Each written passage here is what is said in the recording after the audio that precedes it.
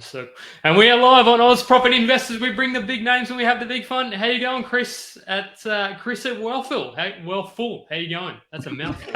Thanks, Jeff. I'm doing well, mate. How you doing? Yeah, it's good. Good as well, mate. Thanks for coming on. And how about yourself, Joe? How's your day, mate? You feeling good? You feeling pumped? Feeling excited? Hey, I'm feeling pumped. I'm excited for this one. I don't know how much value I'm going to bring. I've got two brokers in the room, so I'm going to try and control you guys, kind of reel it in a little bit, stop you, and try and explain some of the crazy things that you talk about. But because I'm hoping that this is not just going to be just a standard conversation with a mortgage broker. We want to go kind of deep and pull out as much value as we can. So Chris is definitely the man for that. So I'm pumped, mate. What about you, Jeff? How are you? Yeah, definitely. I love these Wednesday night sessions where we get to talk property. And I'll correct you. I'm a former broker, but I don't have anywhere near the knowledge of the current lending space which Chris has. The mortgage wizard, as we've called him. So you shall not pass unless you have Chris's kind of knowledge as a broker. So no, excited to just unpack and hear the wisdom, because he's been in. We had coffees a couple of years ago, and it was good to hear that, and going well. But keen to hear questions, comments. If you're watching on YouTube later, we love to hear the interaction there as well, even if it's good, bad, or indifferent. Particularly, people love commenting on me. I don't know why. Why you got to comment on Joe or the guest? Don't share negative feedback on me. What did you say to Chris? What did you say? 2015 that you caught up? Yeah, 2016. Yeah. What made you do that? You never bought a house before, and you were just keen to learn more and explore. I actually don't. I think at that stage, I just saw that. I think I was connecting with people in the financial planning, so financial advice sort of space. I think that's what it was. And we had a coffee just to understand what it was all about. I don't necessarily, because you became full-time broker 2017, wasn't it, Chris? I've been being a broker since 2014. I was a financial advisor for 13 years. We sold our advice business back in 2020, mainly because we've been focusing since I started the business 8 years ago on all younger clients, younger couples and families. Their biggest challenge is property, everything from getting their first home, upgrading, renovating, and their biggest opportunity, if they're through all that, is property as well. So we just really doubled down on that decision for clients and did less and less of the other things, the super insurance, other investing, etc. To a point where a lot of advisors, financial advisors, knew about us in the industry, and were starting to refer their clients for their property decisions for us, even though we're joint financial advisors. And we just decided to sell the advice business and just focus 100% on broking, which has kind of been a great decision. It means our business is a lot of streamlined, I guess, and it's meant we've been able to grow quite significantly. We kind of made the top 10 in the MPA the last couple of years, which is sort of the top 100 brokers. Yeah, definitely. Wow. Yeah, congratulations. Yeah, well done, and I can sort of see why. So let's get into it, because I love to keep these. We want to bring all the lending kind of nuggets and wisdom, because I mean you've just sort of told us sort of a little bit, and I'll give you a bit more detail as well. So what is your? We usually throw to our guests. What is your quote of the week, Chris? We were talking about this before. It's one of my favorite property quotes. It's hard to buy, it's easy to sell. And I think I try to remind our clients how hard it should be, the journey. It shouldn't be. If a property's easy to buy, whether it's the price or there's lots of them, etc. It's a real warning sign that it's going to be hard to sell. And you've got to decide whether you want to pay in today and then get the rewards for many, many years in the future. Do all the hard work up front. And then it's easy to sell no matter what market it is. And we can see this in 2022. Things that are compromised, they're already starting to get a lot fewer buyers, a lot less competition. Buyers are pickier. Buyers want to be patient. I'm not going to, buy that thing on a south-facing block that's noisy, that's got privacy issues. I'm going to wait for the better street. And so in down markets, the poorer properties really struggle. But, if you had a cracking asset right now, you put it on the market, all the buyers swarm to it. You still get competition. You still get a good price. And you can easily see that in results, in the last week. So, I would just really bang home is that, you've got to do the legwork up front. It should be quite hard to find a scarce asset, but it's even just as hard to negotiate on it, because you're not the only one who wants it. The agent's got no shortage of buyers wanting to buy it. Hence why we do work with a lot of buyers agents. We, refer to the local specialist buyers agent in whatever pocket that they're looking to buy in, and usually multiple, to be honest. And not just one company. It's like, okay, we're in Western Sydney, here's 3 buyers agents, Northern Beaches, etc. Or because you need that edge to find these properties, but also secure it. Yeah. There's so much wisdom to unpack, and it's just interesting that although you're the broker, and typically when I think of brokers, I don't necessarily think it should, but there's kind of the scarcity of the asset, and also just thinking about sort of being hard, should be hard to buy, but easy to sell, sort of the other way around. I think that's the way you did. But when you're thinking about what would you say is harder, and we'll get to the other quotes. I just wanted to throw this in there. Would you say it's harder actually acquiring the asset or getting the finance? Which one is your? Finance is never. It's you should obviously the thing that's finding opportunities in properties, right? There's always properties out there. The property investing game is actually trying to get as much borrowing capacity as you can over the longer term and use it wisely and not waste it, right? And to use it into quality assets. And so the game should always be, absolutely try to master the game of lending, because if you do that, then you're going to create more opportunities. But then the hardest thing is actually finding the assets. I mean, once you know how to, you can only, go and get lending, there's not that, it's like it's, there's the product's always there, right? You just put your details into a calculator, you can always get it. With a property, you can't get it. It's not on the market. You can spend months and months and months searching for it. So it's unknown, but lending can always just get it. You just got to figure out what you need to do, I guess. So, but overall, the longer term problem is lending. It's not finding property, it's just trying to maximize that and use it wisely.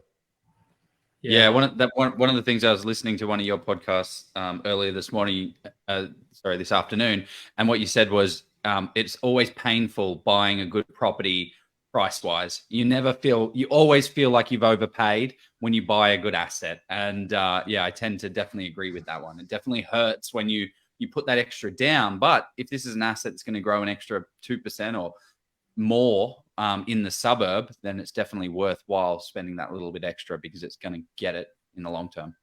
Yeah, so you'll get that pain can very quickly go because, 3 months later, you're like, wow, I'm glad I bought because the market moves an extra few percent and you're just glad you're in and you're not looking and you don't then go and buy a poor asset. The thing that can save you, though, is in that down market, you still get a good price because you've gone for quality. But then, if it's a real hot asset, when you do sell it, you get those emotional buyers that do what you did, hopefully to a greater extent. You paid a little bit overs.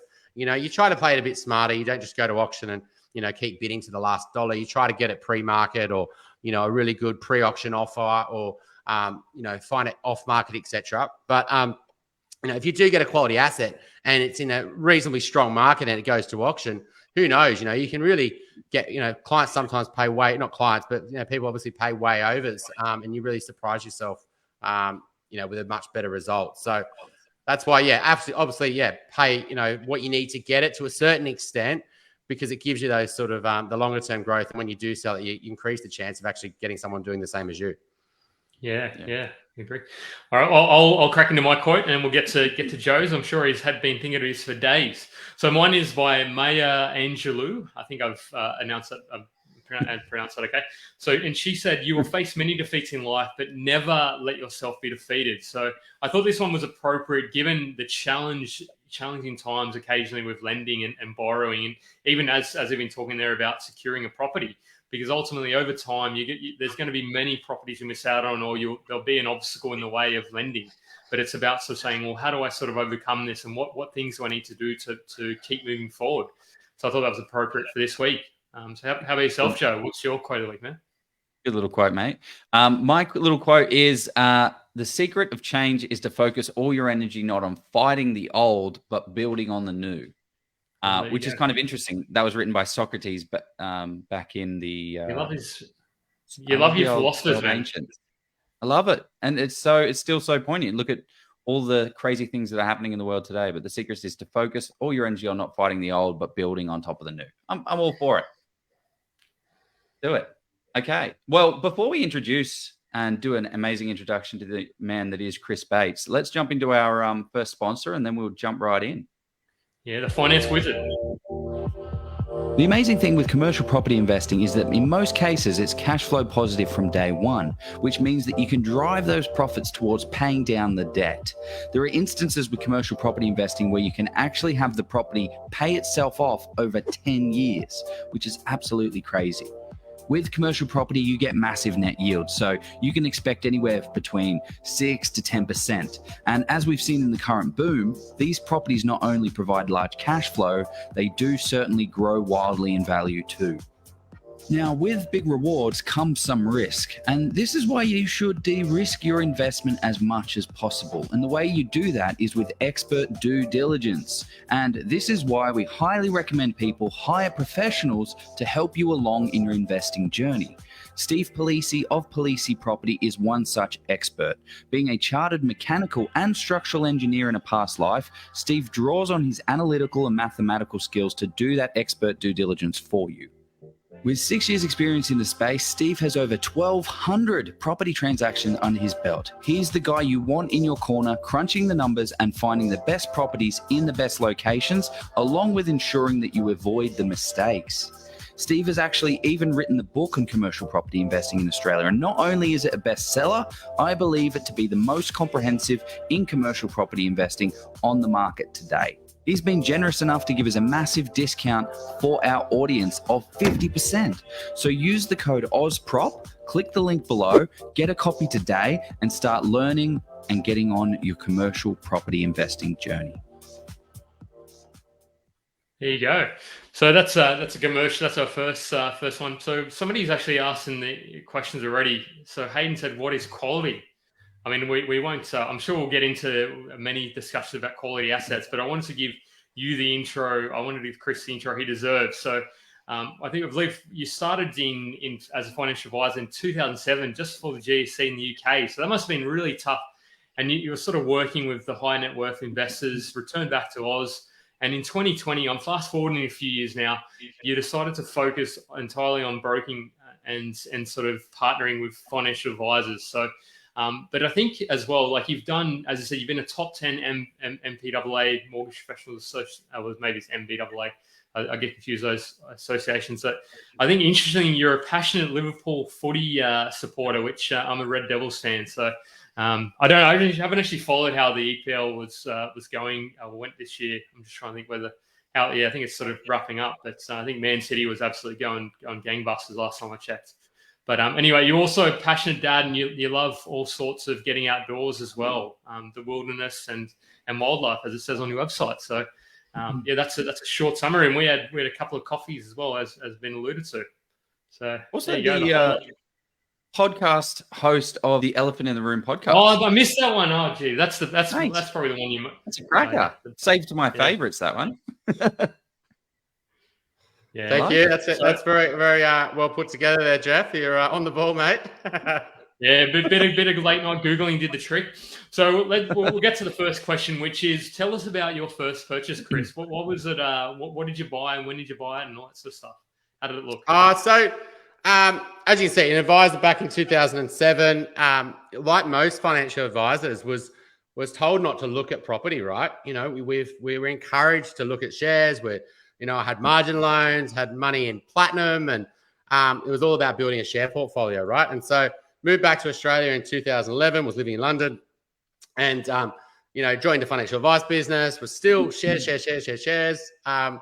and then joined a property company, right, which was financial advice, mortgage broking, etc. And it was really interesting because I was like, the reason I joined them is I was getting offers to join a lot of other financial advice businesses that were working with a lot of older clients and pre-retirees. And I was like, these guys are just doing it different. Now, just out of luck rather than skill, the company I chose had really good property ethics. And, they didn't work off the plan. They didn't partner with any developers. They worked with lots of buyers agents. They bought established property in, inner ring suburbs of capital cities, things that are scarce, things that suit high-income families, etc. And so I worked there for a few years with them, then saved up a bunch of cash and started my own business. And then when I got to 2 years, still building a share portfolio, etc. But when I got to 2 years financials in the business, went and bought a house in Melbourne, bought a house in Brunswick, good street, north-facing block, something we could potentially, future home if we decided to live in Melbourne. And, Brunswick was still sort of coming into fashion then, it was 2016. And then I guess over the last few years, it's really gentrified, right? Like a lot of buyers that, could afford Northcote, et cetera, have now moved over to the north.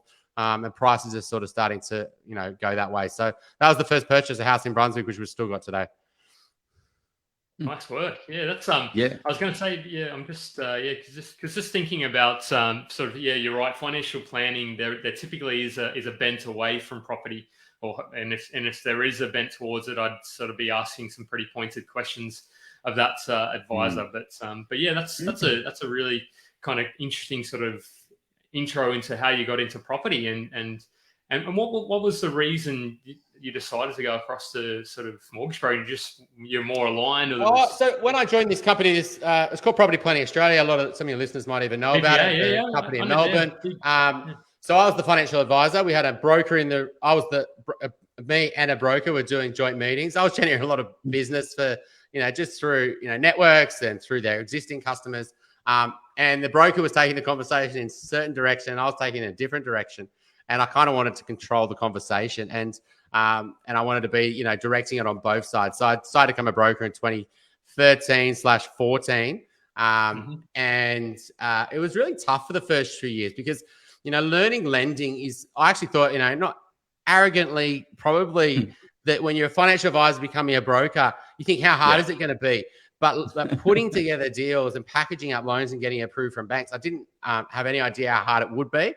And it took me quite a few years to really get some steam up behind it, to actually, get loans approved and to get flow, etc. So, the other main reason is from a revenue model point of view. A lot of young people don't want to pay for financial advice. The reality is, for financial advisors to build profitable business for young people, they've got to charge significant fees. And a lot of young people don't want to pay those fees. Whereas, the mortgage broking model is, the banks will pay. And so it's a much better model if you want to work with young clients. The other thing is we sort of fell more and more out of love with the other parts of advice, doing super, insurance, etc. Whereas you're helping people buy their first home or upgrade, renovate. It's a really positive sort of world and super exciting. So just fell in love with property, to be honest. And broking was, the thing that sort of allowed me to have those conversations. Yeah. Fantastic. And I'm interested in, because you're a guy that started in shares and then transitioned over into property. So what are your views on the whole share versus property debate? We're not financial advice here, folks. Sorry. No. And this is the thing, right? Well, it's really a life stages thing. It's not either or. It's actually both, but it's just using them both at different life stages, right? So if you're starting out and you're in your 20s and, you're trying to build a deposit, absolutely start playing around with the share market, and start, don't fall too much on the funds and trying to pick stocks and things like that. All the research proves that, that's very difficult to do. But at least you're playing with ETFs and index funds and, dollar cost averaging into shares and things like that. So I think that's a great skill in your early 20s, and earlier the better. But at some point you get a certain asset base, a deposit, and you're earning a decent income. Then you got the opportunity to leverage that money. And the key thing is making sure you don't do it too early when your income's not enough to get a quality asset, or your deposit forces you to buy a really cheap asset and you really lose the opportunity. Whereas if you just waited a year or two, increased your income, increased your deposit, you'd look at much better properties. And so usually that's the best way, get into your shares early, build a deposit, leverage into a good asset, add value to that asset. Depending on your income, then you can either leverage into another property or into shares, etc. And so that's sort of my mindset with it. It's not either or. Obviously, the leverage return in property, especially when you buy a home tax-free, it's so hard to get anywhere near like that in shares, right? And that's why I get frustrated with a lot of advisors who don't look at property, because they're missing the biggest asset class out there. It's a huge opportunity for clients. They just haven't gone and educated themselves and built relationships with enough people to know what to do around property. So as you get to your 50s, property starts to become a very lumpy asset to purchase. You become quite equity rich because you paid off your home loan, and you should be leaning more towards shares, your super, than going into residential property, and even potentially more even towards commercial property, because you're looking for more income replacement. So residential property is obviously great in your sort of, your 20s, 30s, 40s, but it starts to lose its appeal as you get older, I feel. Yeah, it's quite hard to sell off the kitchen to fund the overseas trip to the cruise down the River Rhine, or whatever the older sort of clients do these days. That's a really good answer. And I'll throw into the first question. I'm interested in I think this is a question off the top of my head.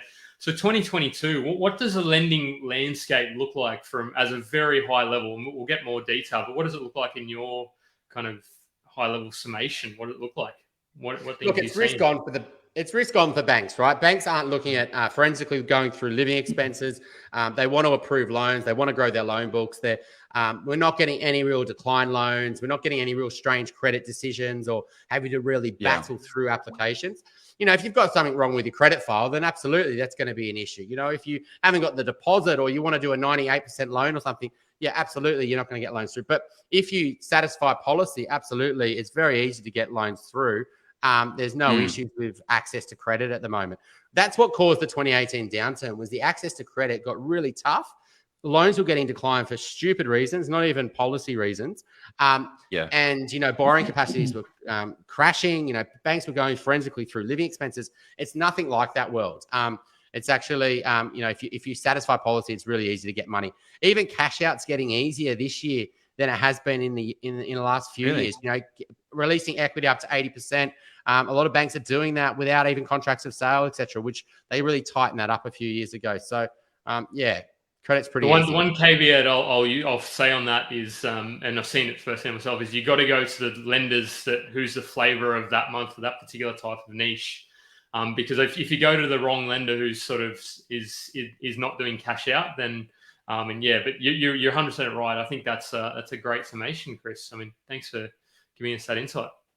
Yeah, absolutely. We wouldn't go and lodge an application if we know we're not going to cash out approved. We've already signed that off with a BDM. We know what we need to do. Because you're right, because you can get a bit of egg on your face. You promise it to a client, and then you get to it and they say, no, we can't release unless you've got a contract of sale, and they've just lodged an application. It's on their credit file, etc.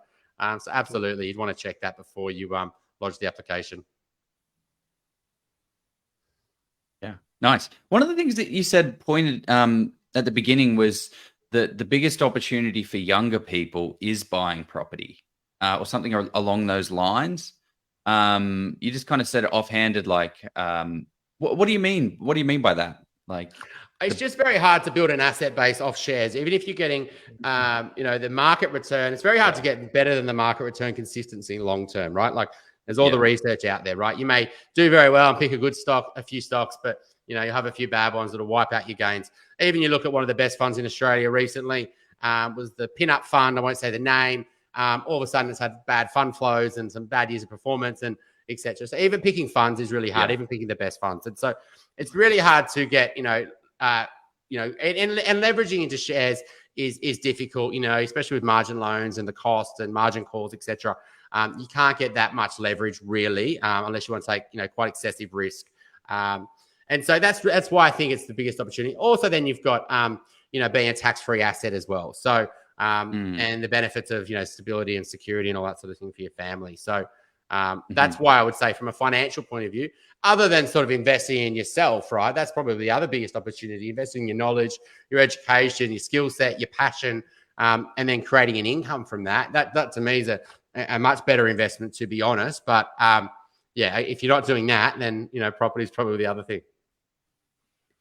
And I was having this conversation, actually, I think it was this morning or yesterday, and I've got a friend that has a property and they lived in it for a period of time, and it's now gotten to almost that 6-year period where it's tax-free. They can sell it and it's still tax, there's no capital gains tax.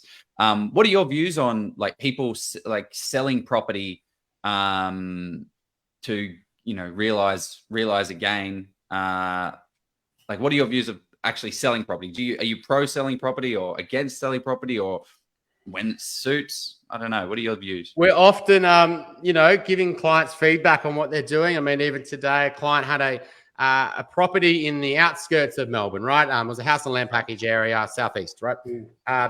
And has come to us and wants to buy an investment property. They're on 2 good incomes, and they want to buy a similar type of property, but on the other side of Melbourne, in the other house and land package area, like somewhere around Werribee, right? And so they're buying 2 assets that they've got the house, which they're living in for no real reason besides just affordability. They asked him, is there any reasons why you're living there? Not really. It's just that where they bought, right? So there's not any family tie there either. But what they've got is an asset that's not scarce. The asset's depreciating. It's a new house and land package. The asset's going to always struggle with growth. The asset is going to struggle with rising interest rates. And they're going to go and compound their decision and go and buy another one, which is another investment that's going to be flawed, right? And so what I was trying to educate them is that, well, yeah, you could do that, but you might feel like you're getting ahead, but your house isn't growing anywhere near. You're missing a huge opportunity because it's not growing on your tax-free asset.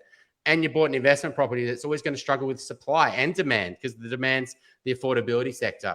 So what I was encouraging them to do is actually just get into, sell their house and then just upgrade into, a house. And, their budget could probably stretch to low 1 millions in Melbourne.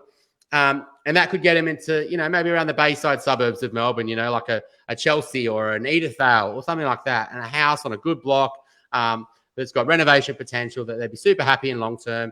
Money's in land on a good street. There's scarcity there and great lifestyle. So absolutely. We often get clients come to us with massive portfolios, 4, 5, 6, 7 properties. So I've been talking about property since 2012. It's all been young people. Last year we had over 700 client calls, right? And I've never really seen the quantity strategy work, right? When it has worked, it's usually 1 or 2 properties that have done really well. Usually they bought them a long time ago. It's their house. And maybe one of their investments, they got quite lucky. They timed it really well, So, often for them, we start to identify, you're really taking on a lot of debt, but you're not getting the rewards for it. You would have been much better just having, 1 or 2 properties than say 7. And we did that with a client a few years ago. He was expat overseas, had lots and lots of properties. He still lives living in Bali now, but we got him to downsell his portfolio. He bought a house in Brisbane in New Farm in 2 mil. That house is worth like 3.5 now. So, it's just by simplifying and then getting a quality asset, he's got the result. But, sometimes we're often telling clients to really judge it. Even yesterday, if you've got a property that's flawed for some reason, whether it's, an apartment they can build more of or a townhouse or, it's a house and land package in the fringe, you've got supply and demand issues, you're really just wasting capacity. Even if you have to pay capital gains tax and buy costs and sell costs, you're using your borrowing capacity, and you could be using that equity to pay off your home loan and then reborrow and buy one quality investment property. So absolutely, we're not afraid. If it's a quality asset, you have to really, justify the capital gains tax loss. If it's CGT free, like that conversation you said with your friend there, if that gives them other opportunities that are better, i.e. we cash that in, that gives us this money, and then that allows us to go and buy something else. Often we don't think that's a bad decision because you're not losing a lot of money in capital gains tax. Yeah, that's such a good point there. One of the things I always tell people is like, people are like, investing in property is an unemotional experience. I'm like, no, put your owner occupier hat on to a certain extent when looking at a property, because if you wouldn't want to live there, and obviously you need to put it on a little bit and not fully just drop it over and cover your eyes. But if you would hate to live there, it's probably other people might hate to live there as well. And it might not be the best thing to be purchasing. But if you can buy a principal place of residence that someone else would love to live in, then it might actually go pretty well. So don't be fully an emotionless property investor. Oh, absolutely. Property is a lifestyle asset. The reason what properties are worth the most, the ones that provide the greatest lifestyle, right? And you absolutely need to think about not who wants to rent it. That doesn't drive the price of the property up. That just allows you to rent it, right? What you want to think about, who really wants to own it? Who would go into a lot of debt to own this property? And what are they earning? And so you need to be switched. If you're not in that position, you just switch yourself into the buyer of the future, right? And that has to be ideally a double income family, or someone with a lot of cash, like a cashed up downsizer. And if you can get a property that suits both of those, awesome, right? So if you think of about a garden apartment in a premium suburb of Sydney, right? Where, people can't afford houses, but they can get a 2-bedroom apartment with a garden. So a little young family, a couple with 1 kid and a dog would love it. A downsizer, there's no stairs. A downsizer's got cash because they're selling out of the housing market. The high income family can't afford houses, but they're willing to go in a lot of debt for a garden apartment in a premium suburb.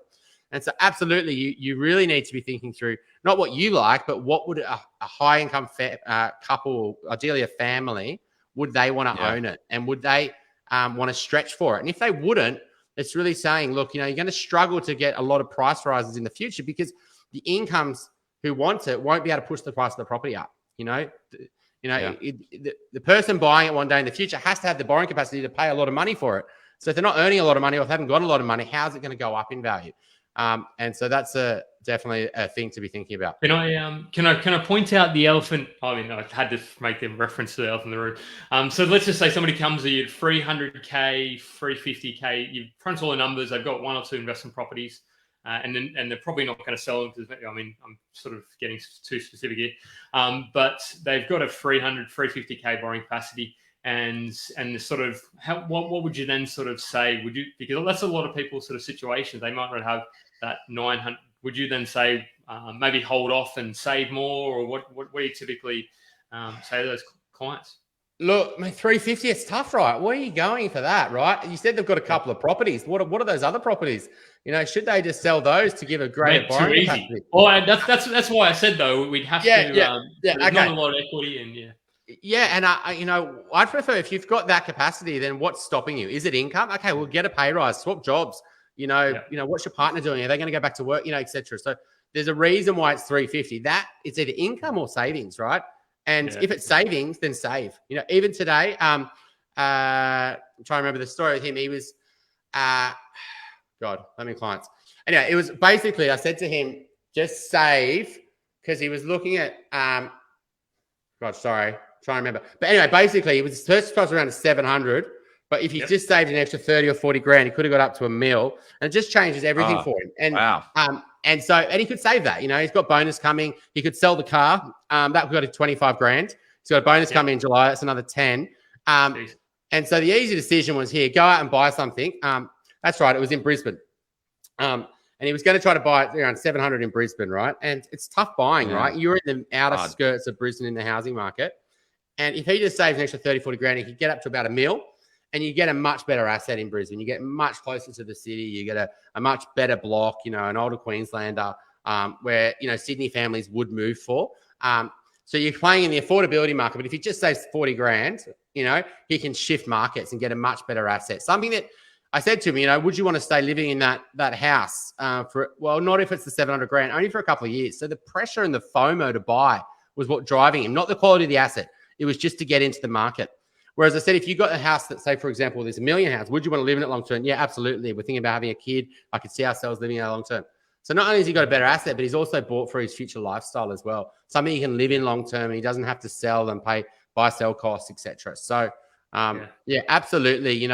I think with small investment portfolios, we're just it's not where we play. I mean, our average loan size, a lot of listeners are probably like, well, that's not me, but our average loan is probably 1 to 1.5 for, as a minimum sort of borrowing. So the investment properties our clients playing is usually in the capital cities. They're buying houses in a ring of Melbourne, or, the top end of the regions, or houses in a ring of Brisbane. We had lots of clients buy 2016 to 2018 in Brisbane, 7, 8, 900,000, etc. So we really believe that, if you're going to do it, just do it well and do it once. Get an asset that you can hold for 30 or 40 years, and you're not going to have to stress about, that it's got, it's restricted supply and it's super desirable to, high income families.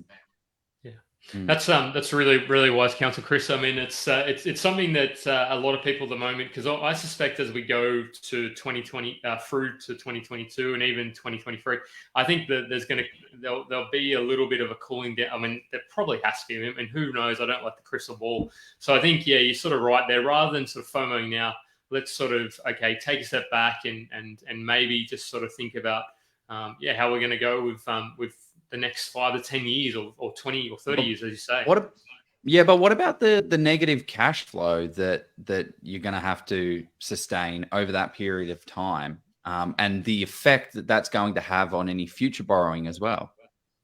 Or you mean in terms of the effect on future borrowing? Exactly. If you buy $1 million property, it's going to be negatively geared, most likely. $700 a week, Yeah. So then you can do the numbers, right? So, and because interest rates are where they are, those numbers are pretty not as bad as you think, right? And then a lot of our clients are, at least on the 40%, a lot of them are on the 50% tax rate, right? So you're getting 40-50% of that back in tax, right? So the negative cash flow might only be 10 grand a year, right? Now, if you do 10, we assume that Even if interest rates go up, let's assume rents go up as well, right? And over the next 10 years, you lose 10 grand a year, 100 grand, but you've owned $1 million property over that whole period, and then in 10 years time, the rents are covering the costs, right? Because rents have gone up, and then you've still got that property for another 10 years, and etc. So, the negative cash flow, because of the way negative gearing works, because you're not selling, you're not paying capital gains tax, you can redraw your equity. A lot of people can afford it. Obviously, with interest rates going higher and higher, that negative cash flow can go, keep increasing. And you also need to be careful around the interest only risk, right? So, what can allow you to afford that negative cash flow is you can get interest only loans. You get that for say 5 years, but you need to be confident that you can refinance that loan for another 5 years. You've got the income to be able to extend that interest only period for another 5 years and refinance it. You can easily catch yourself out where you've got, a big portfolio of properties that are on interest only. They all go P&I, and you start to burn cash pretty quick. And then what kind of situations where you would say to a client, you know what, actually, don't go P&I on this right now, or you really got to consider this, like when there's a drastic change in their, family situation where they're having kids, or a partner's going down on a single income? Is it those type of situations where you say, you know what, actually really think about this?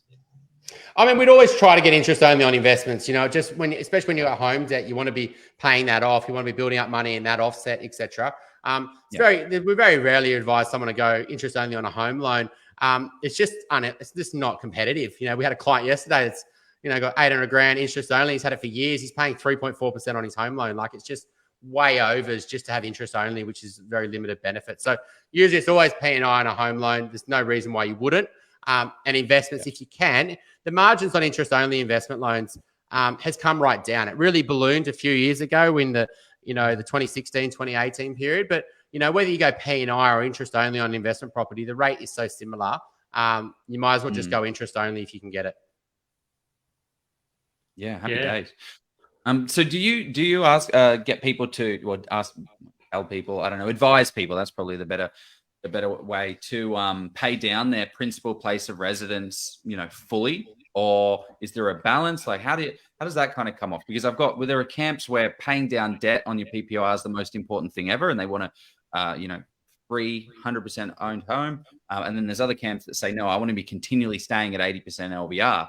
Like, what are your views on that? Well, look, so you can, from a tax point of view, so let's say you buy a property at $1 million, right? And you get a loan at 800 grand. You're going to go P&I, right, over 30 years. Most loans are done up to 30 years. But you instead of paying that loan down, what you'd also have is an offset account, right? And you would put in as much money as you can in the offset account, and then the minimum repayment would come out and pay the mortgage off. There's no benefit financially to pay that 800 grand loan down faster. You pay the exact same interest, right? Whether it's paying that off or money in the offset.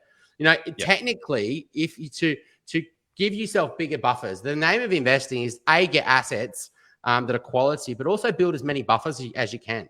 So when someone says, refinance up to 80%, there's two reasons why you would do that. One, potentially to, invest, whether that's renovation or whether it's buying other shares or properties, etc. But the other reason is just to build a buffer, just to, consistently build a buffer. And so what, best practice would be, even on that home loan, is after a couple of years, I'd extend my loan for another 30 years, and then keep on building up money in my offset accounts. I want to get asset rich, but I also want to get cash rich. And that's that money in the offset account. Now, the issue, with this strategy is when you've got sticky fingers, you're not very good at controlling money in the bank account. And that's why forced paying down your home loan makes sense, right? And not extending your loan term, paying it off. So you sort of force yourself to save. But, when you're an educated investor and you're not going out and, frivolously spending your money, from a structuring and a strategy point of view, there's no benefit paying it off any faster. I'll just pay it off via the offset account. And it's definitely worthwhile doing it, because at some point in time, when that buffer is big enough, so let's say, the loan's 800 and you've got 400 grand in the offset account, by just having that 400 grand in the offset account, you've still got an $800,000 limit from borrowing capacity point of view. So what you may decide to do is, look, I've got a huge buffer. I'm not worried about that. I'm going to pay my loan down to 500, lose 300 grand of my cash. So my buffer's only 100 now, but now I've freed up 300 grand of borrowing capacity to buy something else. And so that would be the only reason why you'd pay off your home first or faster, is to free up capacity to buy other things, knowing that you've still got enough buffers. Yeah. That's really well explained, and I think what you I mean, something I'm sort of picking up there is it gives you flexibility and adaptability because, I mean, if correct me if I'm wrong there, but then that way, if you wanted to take a career break or if you wanted to do X, Y, and Z, then you don't have to worry about where the next sort of, I mean, you may not want to do that, but that gives you that option, the buffer. Or if you had a, I don't know, $50,000 roof replacement, you could easily fund that from the offset with a buffer. Yeah, absolutely. If you want to move out and it's want to rent something else and you need to, there's a negative cash flow, then you've got 100 grand in the offset. That's 10 years of, negative gearing there, et cetera. Absolutely. Building up buffers is the name of the game to get you through whatever it might be, or an opportunity pops up and then you can quickly snap it up because you've got the cash there ready to go. So, yeah, it's the key part once you've got the assets. And what are your views on people upgrading their homes? So they've got a PPOR and they're upgrading, adding a bedroom or adding an extension rather than investing in another property. Like they've got the cash there sat in their offset. They've got 100 grand sat in their offset. What are your kind of views on upgrading versus investing? Look, we're being very pro.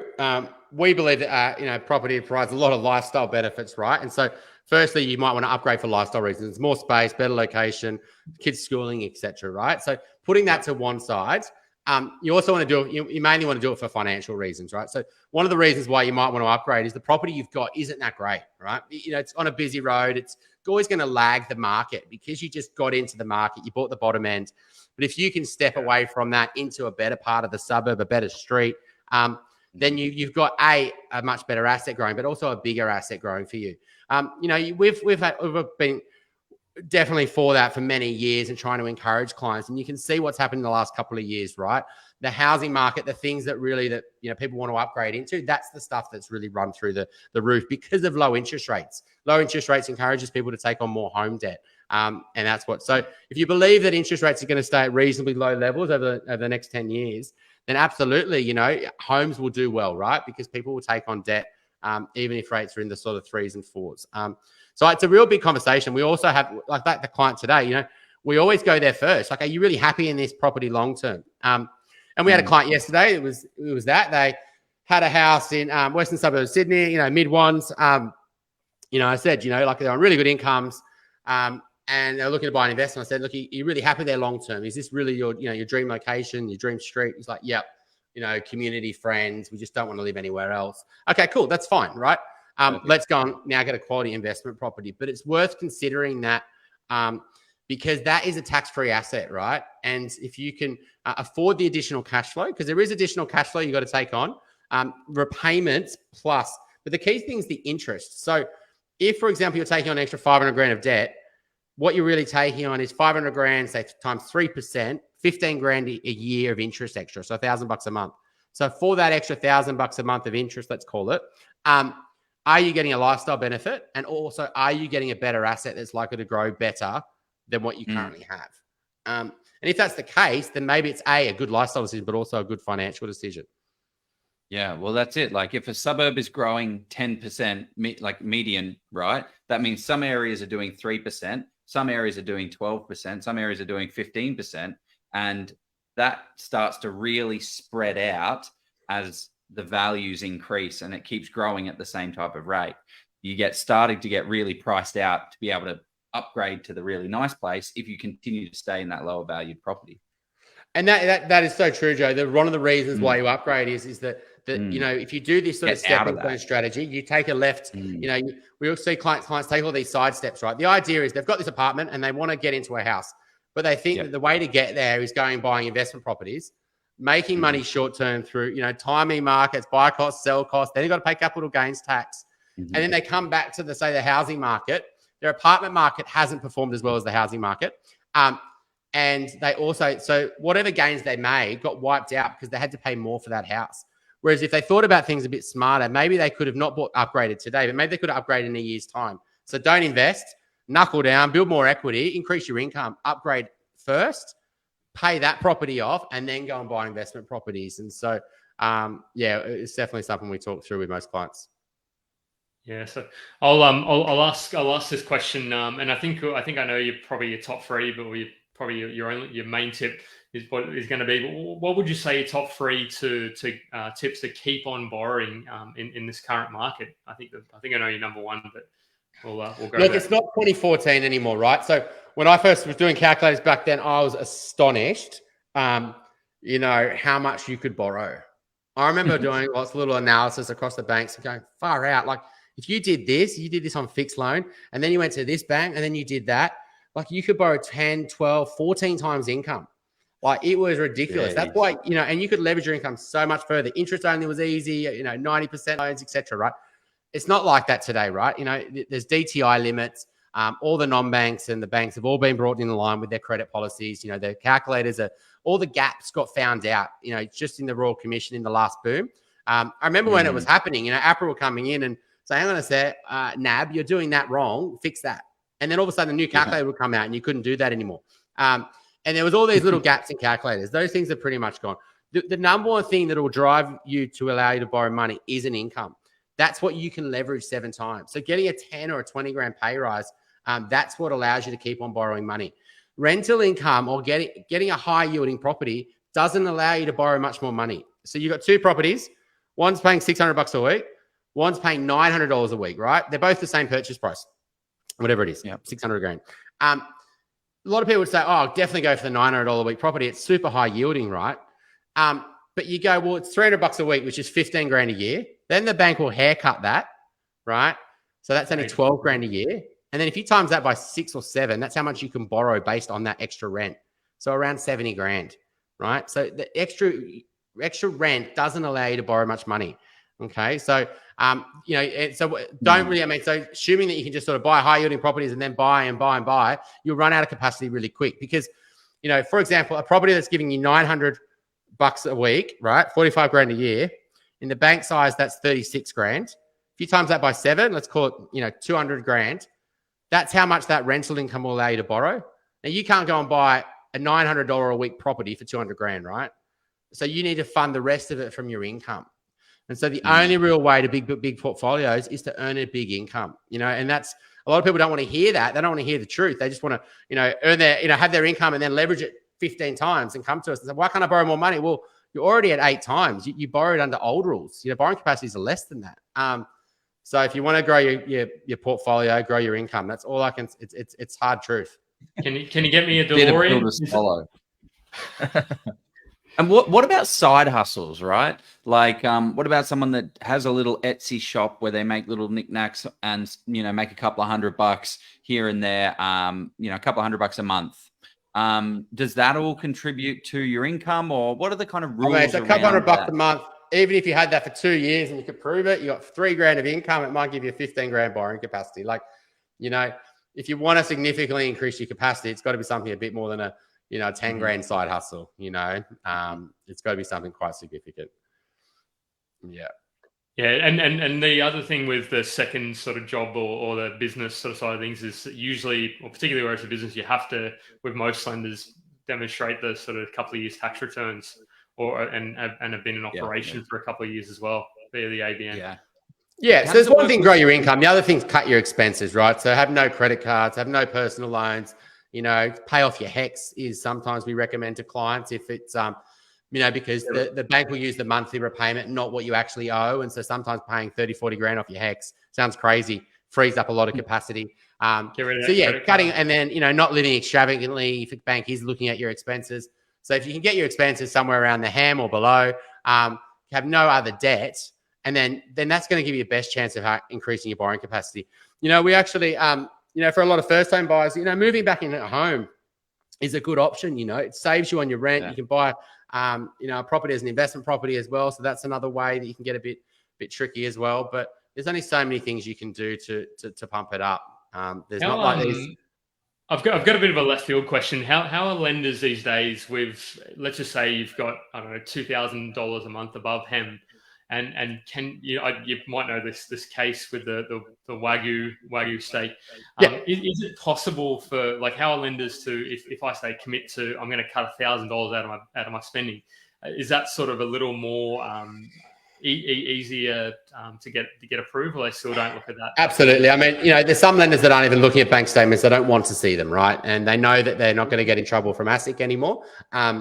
because that was that Westpac versus ASIC case. Westpac won, ASIC lost. And since then, the banks have said, well, we're not going to get in trouble for living expenses. HEMS have all increased. So, the living expenses are much higher than they were a few years ago, in line with where you live, your income, your family status. So they're much more detailed. And so the banks are happy to use that. Look, some situations, especially when you bank with the bank that you want to borrow from, they'll start to see things that you may not want them to see, right? And so if you have got a spending issue, you're best to cut that back if you want to borrow money. We've got clients who have definitely been hamstrung. They've, had loans. The spending is way too high. They've got nannies and all sorts of things. And they have to use certain banks for policy, and those certain banks will go through and verify expenses, right? So, you've got to be really careful around your spending, because things can always shift, right? And if you do want to use a certain bank for a certain policy reason, you may not qualify because you're spending. One of the things, I was listening to a podcast of yours, and you were talking about A grade, B grade, C grade, and D grade assets. Can you run us through exactly what they are, so we can have a bit of clarity around those types of properties, and go for the A's and avoid the D's? But what are some of the things that you tick off the list for that? For those? Look, I think it makes common sense, right? Like, it's not rocket science, but unfortunately, people don't apply it, right? What you want to do is you think, is there anything wrong with this property that people aren't going to like, right? And that will be a negative for the property. If there's nothing wrong with it, then it's probably going to be an A+ property, right? So if it's a really quiet street, everyone likes to live on a quiet street, especially families, safety reasons, community, noise, etc., right? But on that street, depending on what the aspect is, but there might be a south side and a north side, right? But if you had a choice, you'd have the north side where the sun would hit the back of your property. Where you spend your time, the property gets sun. Not the front of the property where you sleep. And then at the back of the property, it's dark, especially in winter. So aspect has a huge part of it. So a quiet street. Secondly, everyone loves privacy, right? Like, you don't want to be looking out your back window and have this apartment block looking over you, or, etc. So privacy is a big thing that, you want to make sure. So ideally if it's a house, you want other houses around you. And you want to have pretty strong council controls. You don't want to be seeing a DA go in next week and they're knocking it down and building 3 townhouses, and there goes your privacy plus your noise. So you definitely want to be, ideally looking at areas that are quite NIMBY and houses where they're not going to knock them down and build lots of townhouses and duplexes. Unless your plan is to either do that yourself and make your money and run, which you can definitely do. But from a long-term sort of hold, those streets sort of deteriorate in values. So that, some of the lifestyle points. So you've got your aspect, you've got your quiet street. The frontage, street appeal is a huge part of it, right? Like, if you're gonna rock up at your property, not only your street appeal, but what is your neighbours, right? So if you've got a row of beautiful terraces, that will do very well. Then if you've got a house versus a mechanic next door, or yours is the newer build next to all these older houses. So the frontage has a huge part of it. Obviously the house itself, floor plans are, sometimes you can't change floor plans cost efficiently. Maybe the bathroom's right at the back and, your bedroom's at the front, and to go to the bathroom, you've got a 50-meter trek in the middle of the night. So, floor plans are a big part of it. Bedrooms, making sure it's well balanced, that you've got, 2 living areas, for example, for a 4-bed house. You haven't got like all the families cramped into this tiny little TV room. They're sort of your main things, right? The suburb per se has to, you want a leafy suburb, right? You want a suburb that's good to live in, It's got great schools. It's got a great little community. It's got a little high street. It's got accessibility to public transport, etc. So you got all those sort of suburb sort of things that you want as well. But then on the micro level, the street level, the B, C, and D is the things that are wrong with it, right? So it's all those other, those things I was talking about. Like, the more of those it's got, the worse it is. And certain properties are just deal breakers. If it's a really bad small block, you can't do much with it. It's dark. It's on a busy road. It's under a flight path. It sort of does the talking for you.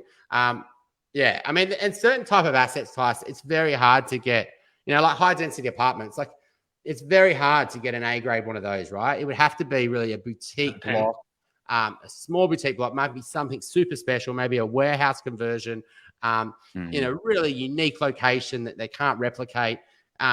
And people will fall in love with the building, and there's certain sort of buildings around, different cities. But most high density is pretty poorly built. It's pretty cheap built, and it's built for investors. And so it's very hard to find, A grade of those. Yeah. Yeah. Actually, on that topic, what are some of the asset types that you kind of steer your clients away from when you're having that conversation? They're like, "Oh, I'm looking to buy X property," and you're like, "Oh, hang on, I that's think we know that's one on of the them, list." but Yeah, I think you Look, were so, just talking I mean, about high density. yeah, obviously, we're you can see that in all the numbers, right? Apartments, what they've done in Brisbane, what they've done in Melbourne over the last 15 years, right? If you want to see a case study, look at Docklands or look at South Bank or in Brisbane. It's pretty. You just got to look at the numbers. You look at the numbers that people will lose money on off the plan, right?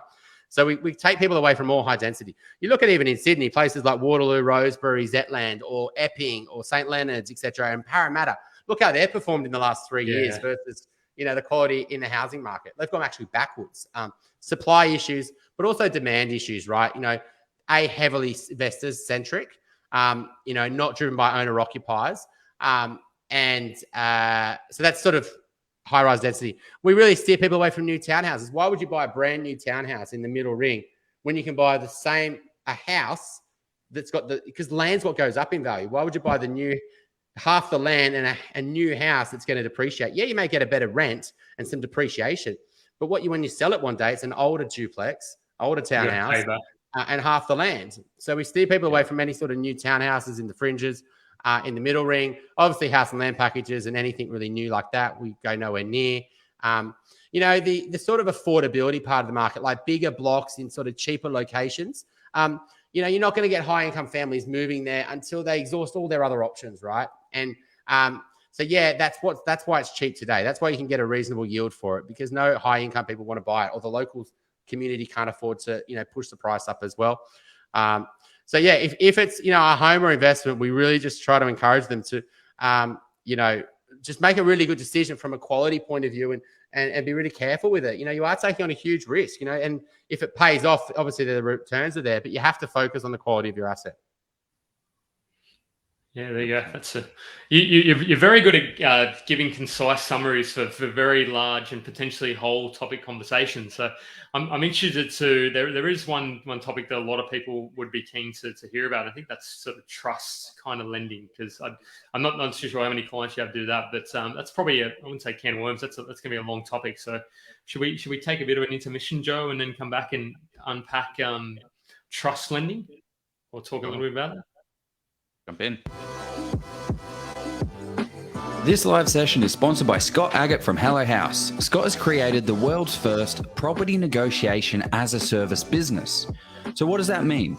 Well, let's think about it. When was the last time you negotiated on anything over $100, let alone a property that is going to be one of the biggest investments of your life?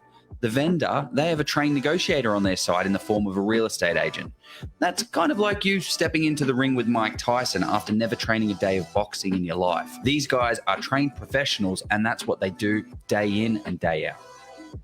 And this is what Hello House does every single day as well. They negotiate on property to get the best buy price from the real estate agents. Scott Agate, he's the expert negotiator. He has been in this industry since 1995. He owned and operated 3 Bell franchises.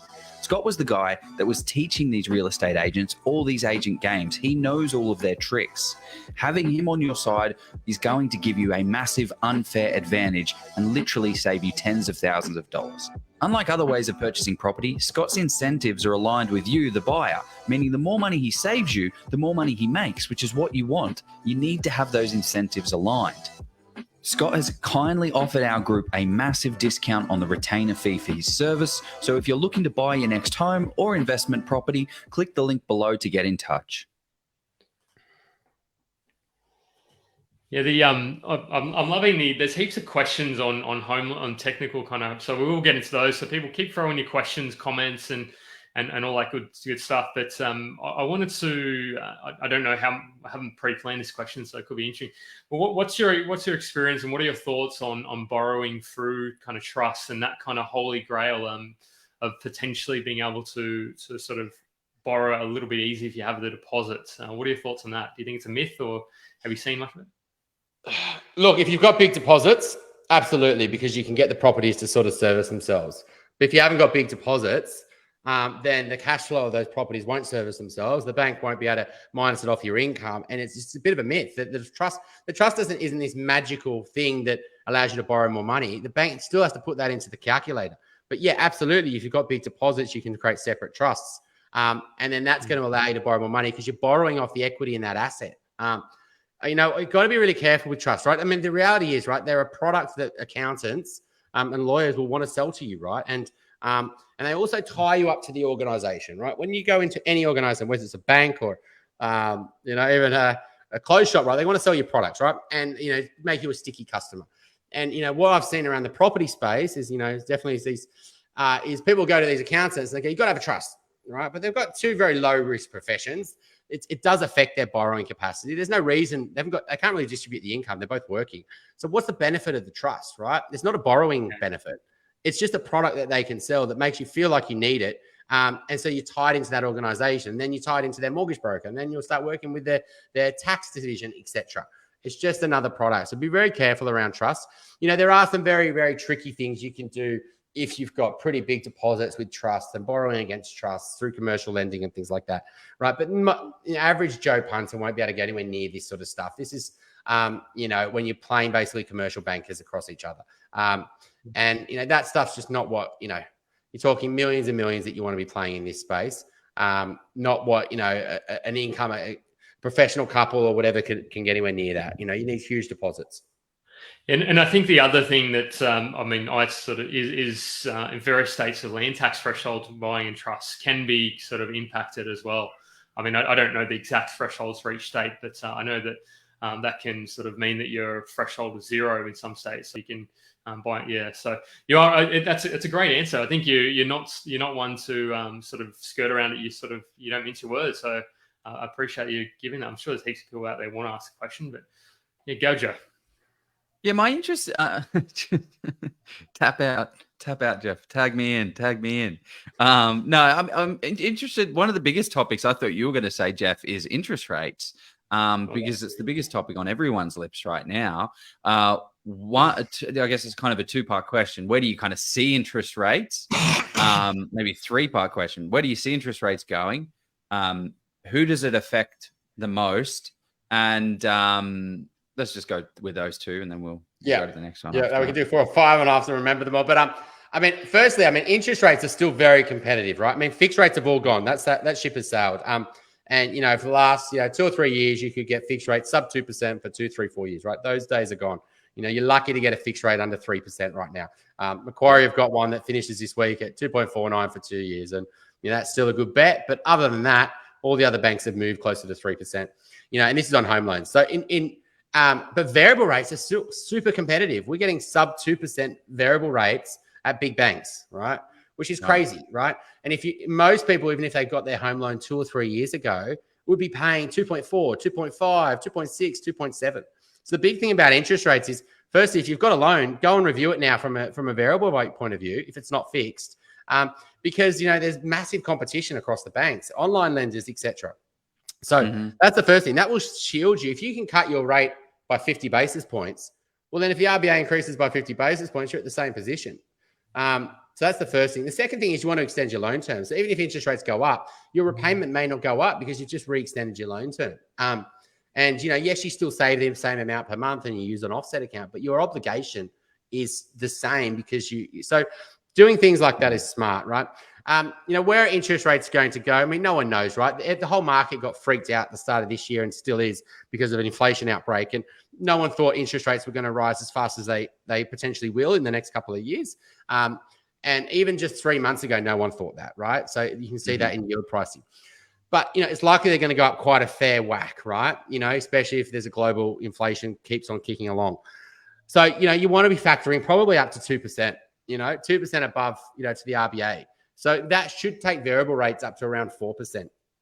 But to get to 2%, that's a lot of increases. They're not, and the US are talking about doing a 50 basis point increase, which would be quite massive.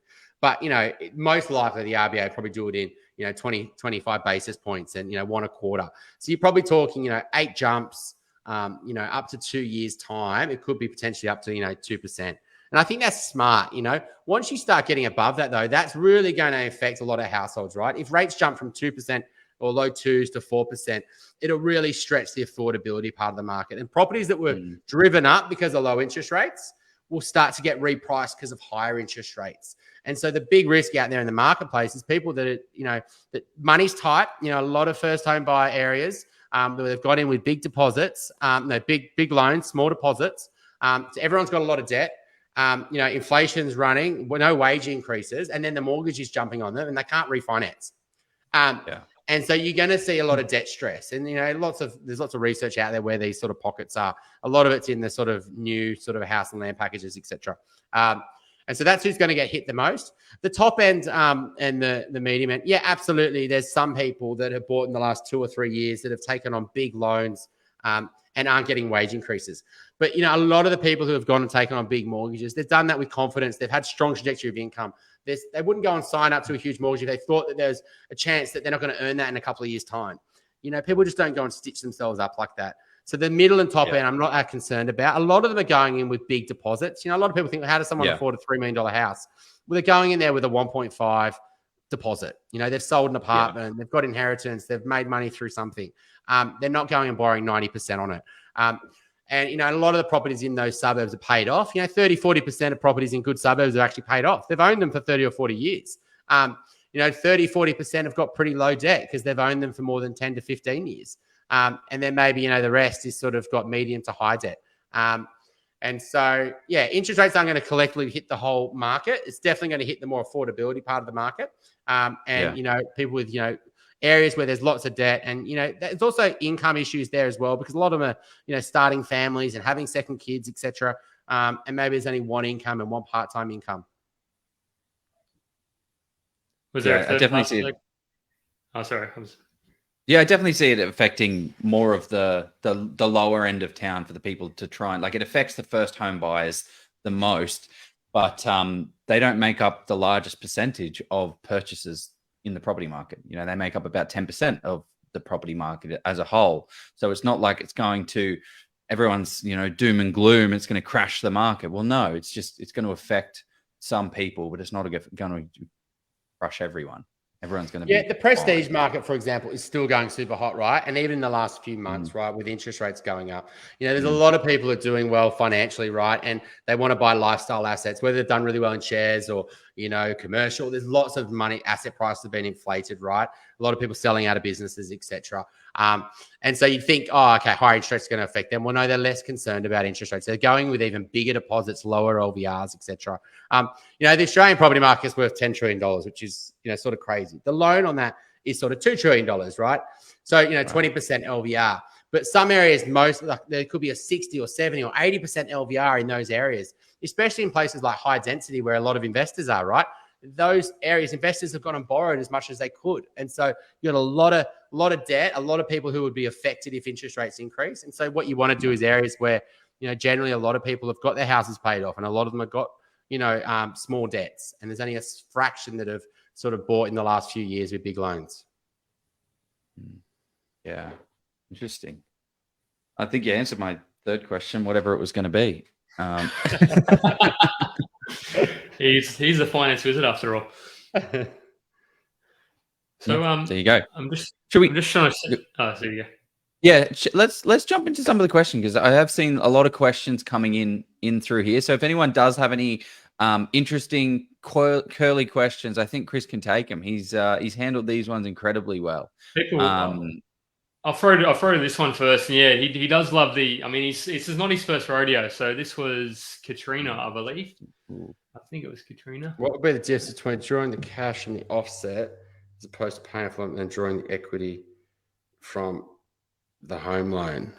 I guess. Well, we're drawing cash from your offset, right? That's your cash. That's a savings account, right? So there's no issues with that, right? And that doesn't affect your tax deductible limit on your home loan. And if you withdrawing and spending on lifestyle spending is fine, but if you withdraw that and then go and spend that on an investment, you're spending cash. You're not spending a loan, so that's non-deductible, right? The other issue you mentioned there is what will be the difference if I think she's saying if you pay down your home loan and then redraw it and spend it on lifestyle expenditures. Well, you could have issues with redraw, firstly. Secondly, you paid down your investment, your taxable deductible limit. It's not what that loan is secured by. It's what money you used to purchase that asset? What was the original loan? That's what's deductible. So if you pay down a loan on a property, you're paying down its future not deductible limit. So that's the problem we see with a lot of first-home buyers, right? They drummed into them, debt is bad, pay off your home loan as fast as possible. The parents get in their ear, they get a house, and then they pay it off as fast as they can, right? They buy well within their means, and they all of a sudden they pay off this apartment, right? Yep. And they come to us and say, we want to keep the apartment. And we're like, well, it's got no debt on it. It's completely positively geared. You can't redraw on that because you want to redraw to buy a house. And then you have this big debt on your future home. And so you have this big non-deductible debt and no investment debt because you paid off your apartment. Whereas if they originally came and they borrowed at 80 or 90% and paid money in the offset account, they could take the money from the offset account to use the deposit on the home and keep the investment debt on the apartment. And that would give potentially make it still a reasonable idea to keep it. So that's one of the dangers of paying off property is it reduces your chance of keeping the property in the future. Yeah, a very comprehensive answer. And we've got, I think this is Aaron. Aaron loves pretty much every week he asks the question. So good work, Aaron. He said, is it beneficial to make maximum repayments on your PPR to build up equity and buy a second property using I think this is similar, isn't it? Same question, really. Is it beneficial to pay as much as you can into pay off your home loan as much as possible to build equity? Absolutely. If you want to get ahead, that's how you're going to potentially do it. But don't pay the loan off. Pay it in the offset account, increase your income, and then make a decision at the time whether you need to pay that off. Because you might not need to. You might have the equity and the income to borrow and still keep that money in the offset account as your buffer. So don't pay the loan off. Pay it in your offset account. Don't get sticky fingers and do it that way. And then, reassess in the future when your income and you've got equity to, whether you should pay it off or not. You've got to be really careful paying it off. The dream scenario is to have a huge loan on your home and a huge amount offsetting it dollar for dollar. If you had $1 million loan, $1 million in the offset, that's an amazing place to be, right? When you get closer to retirement as well, you can retire and you can use your offset account money when you need cash. You could use your super, you can sell assets. It gives you another option of buckets you can use in retirement as well. Rather than if you've got a house paid off, people become very asset rich. I've got this $2 million house and I've got no money in the bank because I paid my house off. And I've got, a few $100,000 in my super funds. And I run out, I used all my super fund. Now I've got to sell my house. Whereas if they had an offset account, they could use that, etc. The way I like to think about it is you've got two options. The $500,000 home, you can put $100,000 as the deposit, and then you can pay down this side, which you have all the access to, and you can save up and save up and save up. Or you can give it to the bank and they just hold it under lock and key, and you just have to get access to it by filling in a lot of paperwork and messing about with all their forms. So that's how you unlock that equity. So if you're okay with not spending all the money that's in your offset account, then you'll be able to save it. Then it's going to be accessible for you to then go and reinvest it in a property, reinvest it in lifestyle if that's what you want. But if you pay off the debt, you don't have as much choice because you then have to fill in all that paperwork and be able to borrow. Yeah. And the only problem I was going to say with that, and Chris was maybe going to get to this, is the assumption that you will actually be able to have the borrowing capacity because your circumstances may change. Your income may reduce for whatever reason. You may have a couple of kids, and which reduces your ability to redraw to get that cash. Absolutely, you've got borrowing capacity risk. You've got bank changing policy around redraw. That it all changed. ME Bank got in a lot of trouble a few years ago. CBA did a few things around it as well. They got in a bit of trouble. So banks have, the rules around redraw versus offset account are completely different. What a bank can do. You've got valuation risk. If the value of your property is cheaper in the future, you can only borrow up to 80% of what that's worth. That may be actually your redraw that you had available was actually smaller now. And so, you definitely offset accounts are the way to go rather than paying off loans. You just need that discipline, obviously. Yeah. I was going to ask. Sorry, have you seen that where people have been paying down their debt and then all of a sudden they can't access their money where they think they could access from a redraw? Yeah, absolutely. A lot of people think they can just access whatever they pay off, but you might not be far ahead on your payments as you think you are. Things can change around redraw. Absolutely. What you think you can do and the ease of access to it, and there's limits on it, etc.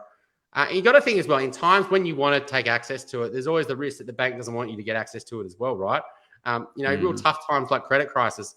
Do they want people who are already in pretty close to, negative equity to get access to redraw to go further in debt on assets that they don't, that they're worried about. And so if you think about this on someone who's got like an 80% loan on a property or a 90% loan, they think they've got redraw, the value of the property falls 15, 20%. It's actually negative equity.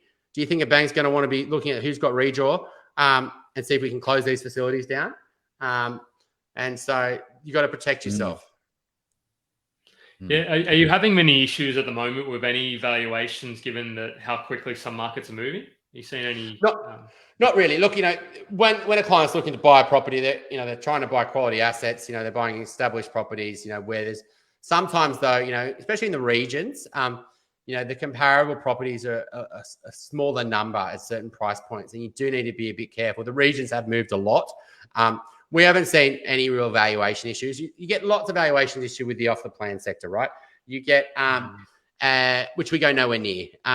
When you're buying in the established market and you're buying, privately or at auction, you shouldn't really get valuation issues unless you're doing something really emotional and you're not doing any due diligence and research. And that's where we've seen issues with valuations. But even if there's been an odd occasion where we have had clients come to us and have had a valuation issue, usually you can go and shop at a few other banks, and even if it's a good asset, a bank will value it at contract price somewhere else.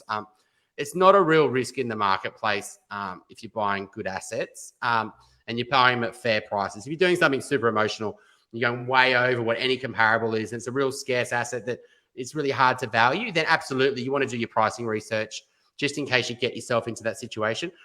Also, if you are, got a very small deposit and you need lender's mortgage insurance, you've got to be even more careful, because if you do get a low val, then you might not be able to settle. And so, yeah. What are your views on LMI?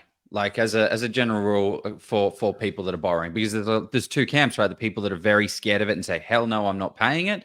And then other people that embrace it. Look, it's LMI is not just like a same fee no matter how much you borrow and whatever percentage you borrow at, right? It's an exponential curve, and it's got other variables, like the more money that you borrow, it does go up as a percentage. But a sweet spot, sort of that 88%. LMI's got a little bit more expensive as well, so it's a tougher conversation than it was a few years ago. But if you can get to a 12% deposit, so then the cost of LMI, let's call it 2%, right? Yep. So you're paying a 2% fee to be able to buy today, rather than saving another 8%, right? Now, if you're buying a $1 million property, to save an extra 8% on $1 million property is 80 grand. How long is that going to take you, right? So that could take you 2 years. So would you rather buy today and pay 2%, or buy in 2 years' time and pay 15%, right? And so you want to use LMI sort of carefully and get to a sweet spot, an 88% or a 90% loan. We don't do any loans over 90%. It's just not a market we play in. We encourage clients to save more and then sort of rush in and just get this massive LMI cost just to get into the market. We think it's a real danger zone. Not many banks do it anyway. So yeah, we're massive fans of LMI if you're using it to get quality assets. And another reason we do use it is when clients are, stretching for this 20%, right? And maybe they can do it, but if they do it, they're going to have no cash left over, no buffer, and maybe they're going to have a kid, and maybe they're going to go to one income, and maybe the property needs some repairs. And so sometimes we'll encourage just to pay LMI for all the buffer benefits and the reno, etc. Because it's difficult to sort of borrow for the reno if you've got no equity. You're going to go to one income, etc. So you don't want to sort of just get to that 20% and have no money in the bank account. Like, that's a risk in itself. I'd rather pay a 2% premium for the LMI and keep an extra 80 grand in the bank account to get me through that danger zone over the next few years. Yeah. For investment properties, it's tax deductible as well over 5 years. Check that with the accountant, but you know what I mean? And so it's a borrowing cost. And so, that's another reason why, you potentially want to consider it, on investments. On that tone of, I think I may know your answers, but I like to be surprised sometimes. The banker mum and dad, the guarantor kind of situation. Where do you sit on that side of the fence? Or? Look, it's obviously very beneficial for the person borrowing the money, right? They're going in there with no deposit. They're not going to have to pay any lender's mortgage insurance. But if you think about the borrower's point of view, that's easy, right? What you want to think about is the person providing the guarantor. Is it in their interest? And that's not a simple conversation, right? What is their position? How old are they? How many properties have they got? Okay, they've just got a house, right? They've got multiple investment properties. Okay, it's a different conversation. You're securing against not their home. But if it's securing against their home, the number of banks will do it is smaller. Well, what are they going to do with that home? Are they going to sell that property in 2 years' time? Do they want to downsize? How much equity have they actually got? What type of property is the person buying? We had this girl many years ago trying to buy off the plan on the parents' guarantor, and I was like, this is crazy. You're risking your parents' situation here. We wouldn't do it if it was a poor asset. We'd just say, look, we're not comfortable with this. For you taking too much, risking your parents' money. You got other issues like, if there's not a real clear savings plan, like the kids just, all of a sudden said, oh, I want to buy a property. Mum and dad will give me a guarantee. You can see they've just never saved a single penny. I think, if a client's going to do it, we say, look, you like to see that they've already been working towards the deposit. They've already got quite a strong sort of saving history. They're taking it very serious. They're not sort of just like, oh, yeah, mum and dad will do it for me. And they're coming to the parents with a plan. How am I going to get rid of this guarantor in 3 to 4 years' time? Not too much pressure. I'll get rid of this in a year or something. It's too much pressure on them to unrealistic expectations on the parents and everyone. But if, in the next 3 or 4 years, we're going to save really hard. This is how much we're going to save. And then we're going to keep our parents up to date with it, etc. You've got issues like brothers and sisters as well. Like you don't want to be at the Christmas party and you got the guarantor and the brother didn't, and you made money on your property and they can't use it because you used mum and dad's guarantor. So you got to think through things like that as well. That's a good point. Yeah, there's lots to it. There's lots of hurdles that you have to go through. Now, at the end of the day, if you can clear all those hurdles, it's a massive advantage. You could potentially borrow with no deposit. You could put all your money in the offset account. If you know what you're doing, you're not going to go and spend that money. That's giving you a potential huge future tax deductible debt, especially for first home buyers. Then they can save as much cash as they can to potentially then also keep that first property as their investment property, and avoid LMI and other benefits as well. So it's a tricky one, guarantor loans, and you just got to always think about the person providing the guarantor. Like, is it in their interest? If it's not, then keep moving. I'm very much in the same. I think similar thoughts, and that's. It's a very balanced sort of discussion. You're not completely saying you shouldn't do it, but also there's some very serious consequences. I wonder if this one, you may know Jordan De Jong. I think he's been on your podcast, maybe not. I don't know. But not the podcast you co-host. Chris, how do you stay looking so fresh from Jordan? It's the camera, mate. It's the camera and the lights and cups of tea. To be honest, I'm actually the sickest I've been probably in about a year right now. So I'm battling on through. Probably not sweats are probably kicking out. Respiratory infection. It's gone to a chest infection. You probably heard a cough before that. All the listeners were probably thinking, shit, is that sort of contagious online? But yeah, thanks for that. Thanks for the nice. I didn't even really. Yeah, fantastic. Okay, well, maybe we should we've got a couple more quick questions, and then we'll probably let you. You should go and get an earlier night. This one. That's all right, mate. That's all good. We're here. Let's do this. Okay.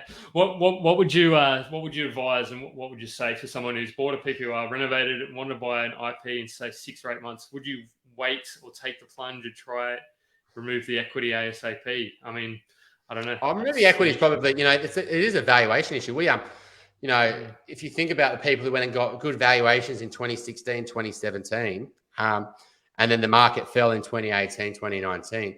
We had sometimes clients where the loan was just as big as, what the property value was, because the prices did correct a little bit. And so if you can get equity out on old valuations like 2021 sales, which aren't getting replicated in a lot of places, a lot of that FOMO in the market.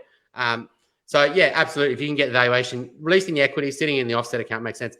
I mean, I straight away, I go to that person. Yeah, they bought a PPR, they've renovated it. So it sounds like they want to stay there. Do they definitely want to stay there long term? Don't go and stitch yourself up now, buy an investment property, and then come back in 3 years' time and say, we've got to move for the kids' schooling or something like that. So do they definitely want to stay there? Is it a really good asset? If that is yes and yes, how much equity have they got today? Sometimes it sounds like they're renovated, so maybe they build a bit of equity that way. But if they've got a decent equity amount and then they've also got a decent borrowing capacity, and they can get a quality asset, then it's a case of just being patient. Look, in down markets, it's actually harder to buy good assets than in hot markets. Because in hot markets, good assets come on the market because people want to take advantage of it and they want to upgrade and they can find other properties. But in down markets, people just sit still. They say, look, I'm not going to sell right now because I can't get what I could have got last year. There's no other good properties on the market. It becomes this Mexican standoff. That's what happened in 2018, 2019. And so if in this sort of next couple of years, a lot of upgraders will say, look, I'm just going to stay, And so good stuff's going to sort of dry up. A lot of the compromise stuff's going to sit on the market. So I think just right now, absolutely get yourself ready, but be patient and picky. You do, always need to protect yourself for quality, but even, especially now where, after a boom, the price of a falls increases and the price of the potential benefits smaller, right? It's like getting into a share market boom late. So you've just got to make sure you're getting a quality asset and then waiting for the right one and then trying to get it at a fair price by just playing it a bit smarter and trying to get access early, etc. But it's actually going to get harder to buy. It's not actually going to become easy. It's not all of a sudden all these good properties going to come on the market. If anything, it's going to be the opposite. This one was a really from Aaron again, and he's sort of hogging the questions. I think you need to have a chat with Chris, man. So he said, "What do you?" I like this one because he talks about another topical thing. What are your thoughts for first-time buyers as current considering buying a PPR in a capital city versus rent investing? Is one more advantageous, and are there any particular factors? I suppose it depends on if you're living at home. Do you like your parents? I mean, that's the first question I'd say. When you say rent investing, I mean. Well, probably not paying rent there, Jeff. They're probably just, living rent free. So it's paying chili. Investing. Stay at home investing. But look, I mean, rent investing was, back in 2014, it actually was a better strategy. Because interest rates were higher. You could leverage your income much further into investment properties than homes, like 10 or 12 times, 6 or 7 times into homes. And so you could buy a lot more assets. And interest rates were higher and it was all tax. And so owning homes was expensive, right? Because if interest rates are 5 or 6% or 4%, that's interest that's lost on your home, right? So owning homes is expensive. And so back then, absolutely, rent investing made a much better strategy. You could leverage your income much further, get more assets, you negatively gear them, you could get interest only, afford the cash flow, and then that would actually give you a better result. At the moment, it's probably about the same. Like maybe you can borrow a little bit more building out an investment portfolio because you've got the additional rental incomes, but not that much, right? And DTI limits sort of come in as well. So, you're not going to be able to get more market exposure, but by going down a rent vesting route, assuming you're not using the 6-year rule, so you're not living in it first and then renting it out, then you're going to pay capital gains tax on that, so when you sell it one day. And so is that actually a better asset than, what you could have bought in the city, or is the city just as good an investment? So, it's a hard one with rent vesting because, if you, for example, having to pay capital gains tax and you're not thinking about your long-term sort of home, what we see a lot of rent investors is maybe in their 20s and maybe they're a couple, they go and get a few investment properties and all of a sudden they get to that sort of family formation stage and we want a house, we've got kids schooling. We want stability. We don't want to go to 4 different primary schools like I did, etc. And so the housing goes from not that important to actually, no, that's what we want. Because renting's not easy, right? Especially you've got issues with landlords, you've got issues with rent increases, you've got issues with maintenance, you've got the stress of having to move, in school zones, etc. Especially if you want to rent in something that's hard is a scarce asset, like for example, a house. If you want to rent an apartment in a high density location, that's fine. But a lot of families don't want to do that for a lot of lifestyle reasons. It's not really family conducive with when your neighbor's having a 3 a.m. party. So that's just the issues we see with rent investing. You've got to think also, when are you going to transition to that into a PPR? Maybe you should think about that first and then start to build your investment portfolio around that. Because what you can do is you get all this equity in investment properties and then you're going to have to take out this huge debt for a home. And so you become very top heavy with home debt and very low on investment debt. And then it makes sense to sell all your investment properties and buy a home, pay off your home loan, and then buy other investment properties. So hopefully that answers your question, Aaron, if it was Aaron. Yeah, it was Aaron again. Yeah, everyone else the questions are called Aaron apparently. Yeah. That's I think the thing I'm getting is it's not always about. It's often about looking at what your sort of life circumstances are. It's not purely about okay, well, should we? I mean, that's one of the first questions. Sounds like you consider with a lot of these scenarios. Yeah, absolutely. I mean, it's just thinking through. Everyone's got to. So, we hate anyone in the property space, right? It's a pretty rough word. It's getting late, so I'm getting a bit ranty. But we hate anyone in the property space that sort of buys everywhere, right? I can buy properties anywhere, and the problem with that is how can you be an expert in anywhere, right? And so I think when you start going to companies and then they all of a sudden just start pushing you all over the place, what they're doing is just thinking about, they're trying to put you into the cottage machine, right? And so investment companies, you go to lots of buyers agents out there that go down this quantity strategy. Is you can walk in there, they've got a pre-packaged solution they're going to sell you. They're going to sell you investment property here, investment property here, investment property here, get 3 properties. They haven't even thought about whether you should buy one property or upgrade your home, or whether you should, buy just one quality property in a different city. It's because they just want to push you down their model, right? And so that's just one thing you've got to be really careful, is that you're not just getting a pre-packaged solution when you go to anyone. Someone's really looking at situations. So our clients are buying absolutely everywhere.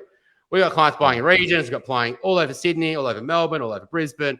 And from an investment point of view, it's a bit different. They are sort of a bit more targeted in the East Coast, in the capital cities, or the sister cities off the capital cities. But when the home situation, obviously you need to factor that in. Joe, you've gone. Joe's run out of questions. Have you exhausted? Run out of questions, Joe? Mate. You've gone hard today, and it's been a great session, mate. I just think you already know what questions are coming, and you've got sensational answers to them. So I've been loving it. So I appreciate you taking the time to run us through it. Pop some questions in here, people, if there is anything else that you wanted to come on. But this is a great question. What's next for Chris?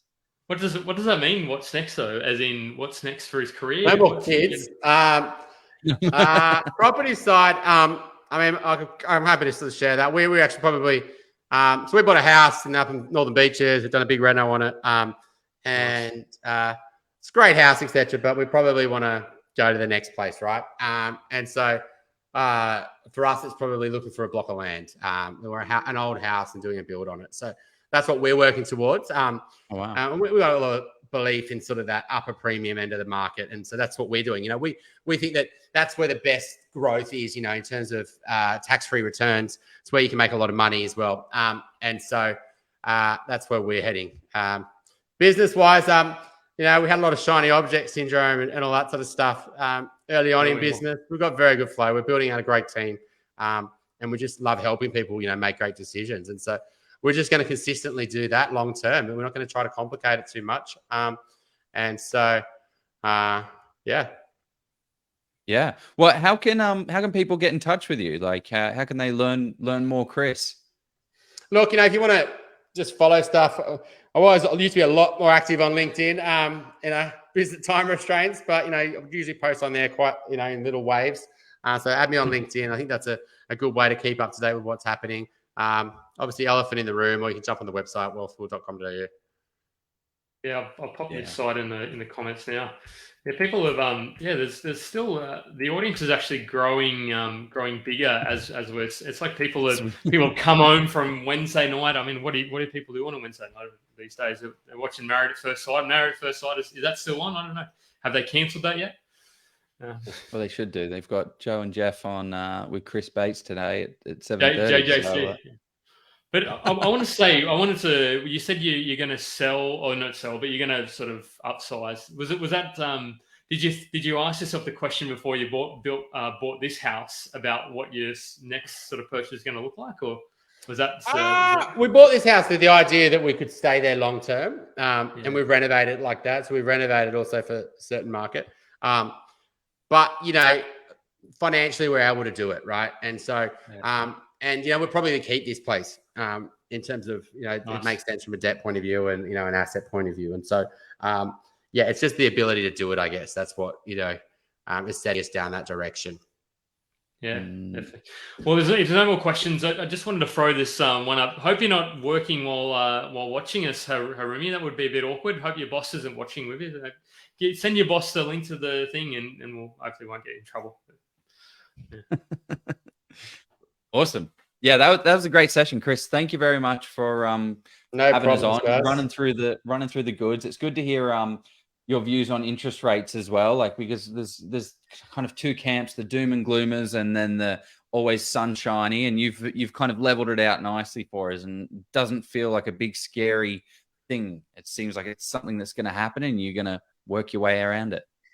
Yeah, and I really appreciate just your knowledge, and I suppose it really shows that you have interviewed and thought a lot about kind of property and what it looks like, and the clear questions. So I sort of stumbled upon the financial wizard, but I think you sort of fit that bill quite nicely.